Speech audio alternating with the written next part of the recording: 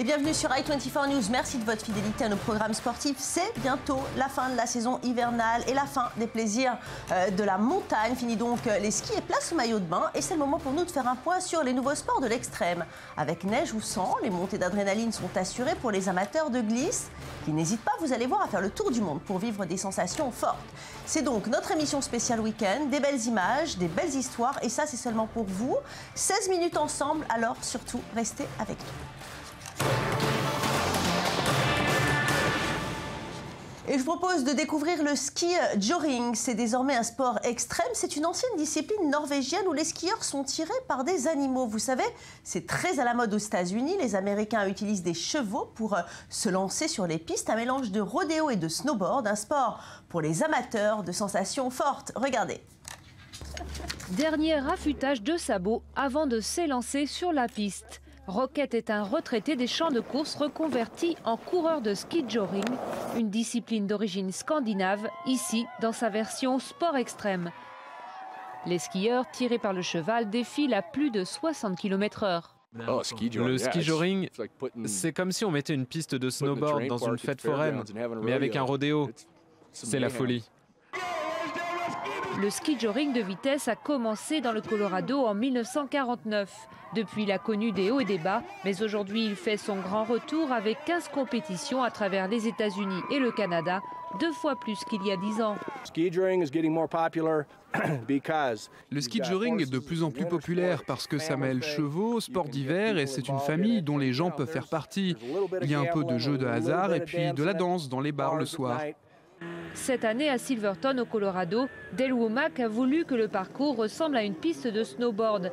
Selon lui, ce sport doit être constamment réinventé. Pour cette course, on a modifié un peu le terrain. On a ajouté des virages inclinés et des bosses. Plus les obstacles sont nombreux, plus le risque est élevé pour le skieur, mais aussi pour le cheval et son cavalier. Nous, on risque de se faire éjecter et eux, ils risquent de se casser les genoux s'ils ratent leur saut. Donc je pense que personne n'est épargné. Les chutes spectaculaires sont une des curiosités du ski joring, mais pour les amateurs de sport d'hiver, la discipline offre aussi un mélange unique de sport extrême, de traditions européennes et américaines, où se mêlent cow-boys, chevaux et ski. Depuis une dizaine d'années, le sport en montagne évolue constamment. Après le retour à la mode de disciplines oubliées comme le télémark ou le monoski, certains mixent diverses activités pour en créer de nouvelles. C'est le cas du speed riding. Reportage à Chamonix avec la référence féminine mondiale, Cyril de Pic. Amateur de hors-piste, vous allez adorer ce sport. Ce n'est pas du parapente, ni tout à fait du ski. À la croisée de deux univers, le speed riding est une nouvelle forme de glisse qui ouvre de nouveaux horizons. Le ski en 3 dimensions. Saut de barres rocheuses, descente de couloirs, cette discipline permet l'accès à des pentes jusque-là inaccessibles. C'est-à-dire qu'on peut très bien faire une belle pente et à un moment donné, un skieur c'est obligé de poser des rappels, etc., de sortir des cordes. Nous, on décolle et on va se poser plus loin.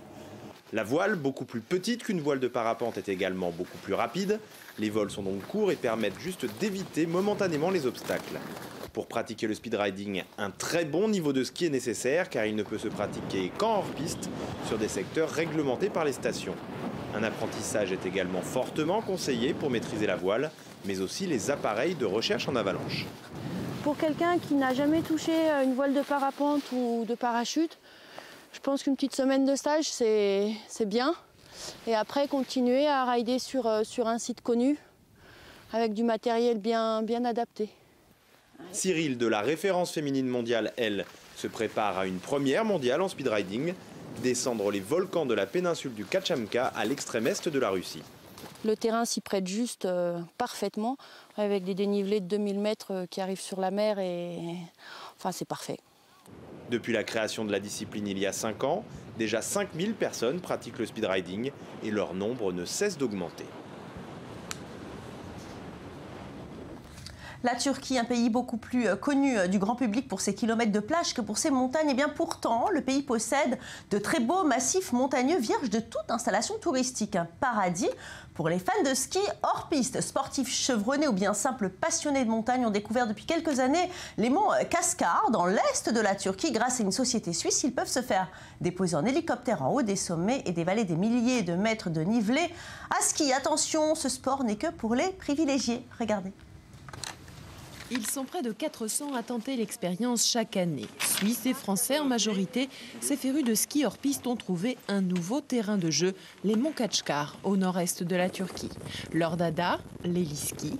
Le concept, se faire déposer en hélicoptère au sommet des montagnes et dévaler des kilomètres de pente vierge. L'héliski, qui a vu le jour il y a plus de 30 ans, est interdit en France, alors qu'il fait un tabac en Nouvelle-Zélande ou au Canada, par exemple. Là, on a des belles pentes, la belle neige. Puis c'est aussi plus près de chez nous. Ça nous évite les 12-13 heures d'avion jusqu'à Calgary ou Vancouver. C'est en survolant les monts Kaçkar il y a 5 ans que ces Suisses ont eu l'idée de monter leur activité. 100 km de long sur 30 de large, ce massif est réputé pour son bon enneigement et pour la stabilité de son manteau neigeux. Le cadre, l'ambiance est vraiment super. Et puis ce qu'il y a aussi de vraiment bien, c'est qu'on se sent en sécurité.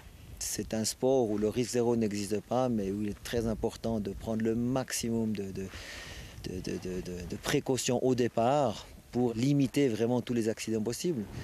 Chaque héliskieur est équipé d'Arva, un appareil de recherche de victimes en avalanche, et d'un airbag spécialement conçu pour les coulées de neige. Un dispositif ultra sécurisé qui se ressent dans le prix du séjour, minimum 6 100 € tout compris par personne et par semaine. L'activité est ouverte à tous, même aux enfants. On avait déjà fait du hors-piste. Comme ça, c'est vraiment bien. Pour venir ici, c'est vrai qu'il faut être quand même un petit peu entraîné, il faut faire mettre les jambes et tout, être quand même un petit peu solide, faire un peu de sport avant. Au niveau local, l'arrivée de ces passionnés de glisse a été plutôt bien accueillie, malgré quelques inquiétudes au départ liées au respect de l'environnement. Il faut dire que l'activité a permis la création de nombreux emplois dans une des régions les moins développées de Turquie. Et le surf à présent est souvent synonyme de plage tropicale et de bikini, mais pas dans le nord des États-Unis, sur le lac Michigan, où les passionnés bravent des froids violents pour surfer sur les rares vagues qui apparaissent chaque année pendant l'hiver. Je vous avais promis du sport insolite, regardez. Oubliez les requins, ces surfeurs se frottent à un autre danger, le froid et la glace du lac Michigan. Les gens pensent qu'on est fou et je ne peux pas vraiment dire le contraire. Il fait très froid mais on aime ça, c'est aussi simple que ça. On adore surfer et s'il y a des vagues, on y va et on essaie de faire de notre mieux, surtout l'hiver. Moins 11, c'est la température ce jour-là près du lac qui marque la frontière entre les États-Unis et le Canada. Mais tant qu'il y a des vagues, il y a des surfeurs. La seule chose qui pourrait nous arrêter, ce serait si le lac était recouvert de glace. Et ça m'est arrivé de sortir et de voir des morceaux de glace plus gros que des voitures. Les Grands Lacs s'étalent sur 244 000 km², l'équivalent du Royaume-Uni. Les vagues n'ont rien à voir avec celles de l'océan, mais grâce au vent fort qui balaie la région, elles sont surfables, surtout l'hiver. L'hiver, c'est la meilleure saison. On a les basses pressions du Canada et on a des vents du nord plus puissants qui poussent toute l'eau vers le côté sud du lac. Généralement, l'été, c'est un peu plat. Il n'y a pas beaucoup de vagues. Et malgré son côté extrême, ce sport est de plus en plus populaire aux États-Unis. C'est surtout grâce aux progrès techniques, aux combinaisons et à l'équipement qu'on utilise. Ils sont beaucoup mieux qu'il y a 10 ans. Le froid, il en faudra encore plus pour arrêter ces surfeurs, comme en 1977, quand le lac avait été presque entièrement recouvert de glace. Et direction le Québec à présent, cet hiver, il y a eu un grand carnaval avec une épreuve reine, la course de canot à glace, une course traditionnelle devenue un sport de compétition, courir, pagayer, éviter les blocs, le combat contre la glace est donc de mise, et cela dans une ambiance très conviviale, mais ne vous y trompez pas, il faut être en parfaite condition physique, regardez. Sur les eaux gelées du fleuve Saint-Laurent, ces canotiers vivent un retour aux sources. À Québec, les marées empêchent la formation de ponts de glace. Pour joindre les deux rives, il a longtemps fallu affronter les courants en canot, une traversée de tous les dangers, unique au monde. Le premier témoignage d'une traversée en canot d'écorce à travers les glaces, fallait le faire, a été fait par des Amérindiens. C'était les taxis de l'époque. Hein?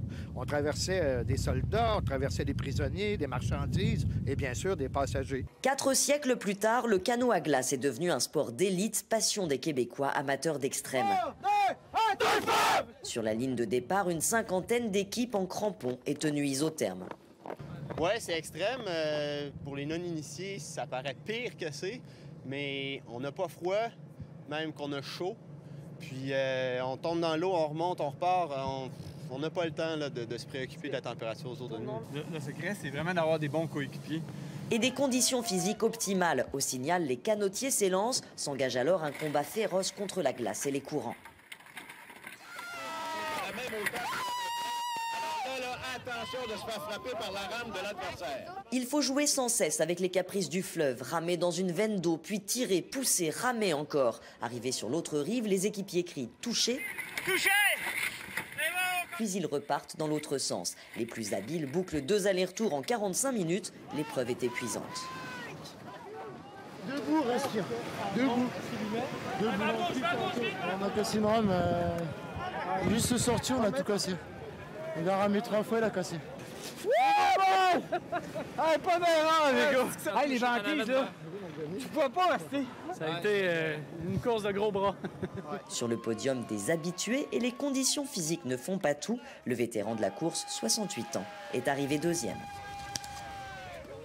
Allez, on continue de voyager aujourd'hui. Eh bien, sachez que la mode des sports extrêmes a atteint les étendues sauvages du désert de Namibie. Le ski, c'est plutôt inattendu dans cet environnement. Des paysages spectaculaires mélangés au sport extrême attirent des amateurs enthousiastes venus du monde entier. Si vous avez déjà imaginé un jour faire du ski sur du sable, eh bien, ce sport est pour vous. Henrik prépare ses skis pour une nouvelle journée de glisse. Sauf qu'ici, en Namibie, skier prend une dimension toute spéciale. À quelques kilomètres du littoral, les dunes du désert de Namibie, hautes de plusieurs centaines de mètres, représentent un terrain de jeu idéal. Au début, la plupart des gens à qui j'en parlais disaient « Mais qu'est-ce que tu fais? Tu es complètement fou !» Mais je ne suis pas fou, et ce n'est pas une blague. Ce n'est pas une blague pour l'économie du pays. La combinaison de sports extrêmes et de paysages spectaculaires attire chaque année en Namibie plus d'1 million de touristes. Pour des passionnés comme ce groupe venu d'Allemagne, la glisse sur le sable représente un entraînement parfait.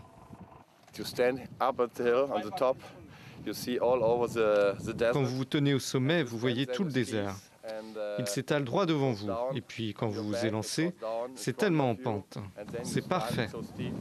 Ce sont des sensations formidables.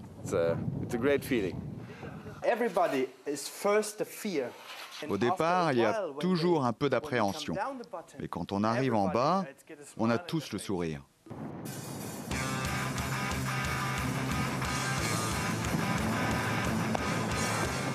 Les traces dans le sable sont rapidement couvertes par le vent, mais des mesures sont quand même prévues pour limiter l'accès aux dunes et protéger cet environnement exceptionnel. Le ski en Namibie a de toute façon peu de chances de se généraliser. Sans remonte-pente, ce sport n'attire que les amateurs sérieusement motivés, prêts à escalader les dunes pour une poussée d'adrénaline dans la descente. Et après l'effort, la récompense, un verre d'après-ski, version namibienne.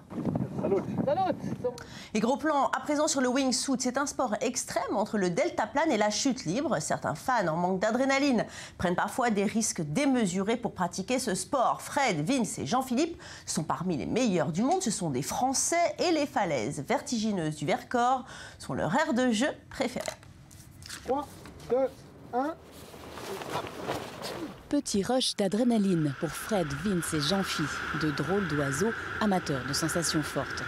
Le saut en wingsuit, sorte de combinaison ailée qui permet de réduire la vitesse de chute, cela fait 9 ans qu'ils s'y sont mis. Ils sillonnent le monde à la recherche du meilleur spot, mais le Vercors et ses falaises à pic sont un peu leur nid. Fred et Vince sont triples champions du monde de chute libre acrobatique. Pour eux, l'expérience de la wingsuit n'a rien à voir avec le parachutisme classique. Pour 45 secondes de vol en wingsuit, Fred, Vince et Jean-Phi grimpent parfois pendant des heures. L'objectif est de dénicher la meilleure exit, le meilleur endroit pour sauter. Le tout avec un équipement bien particulier. À l'intérieur, vous avez des petits caissons et l'air s'engouffre dans ces caissons. Et ça nous permet de voler, d'avoir des bonnes performances et de s'amuser tout simplement. S'amuser, oui, mais maîtriser d'abord le vent, l'équipement, la trajectoire. J'attends. On voit de toute façon, on vole ensemble, on regarde si... Et c'est parti pour le grand saut. 3, 2, 1, allez base. Il n'existe aucune école ni aucun diplôme de wingsuit. Les accidents mortels arrivent régulièrement. Fred et Vince ont 14 000 sauts en parachute à leur actif et près de 800 en wingsuit. Ils recommandent d'y aller par étapes, maîtriser le parachutisme d'abord, puis le base jump qui consiste à sauter en parachute d'une falaise ou d'un autre point fixe. Après seulement peut-on espérer voler en relative sécurité. Ready, set, allez c'est parti. Allez Et voilà, c'est fini pour aujourd'hui. Merci à vous tous de nous avoir suivis. Prenez soin de vous, faites du sport et surtout restez bien branchés sur i24 News. L'info, c'est maintenant. Au revoir.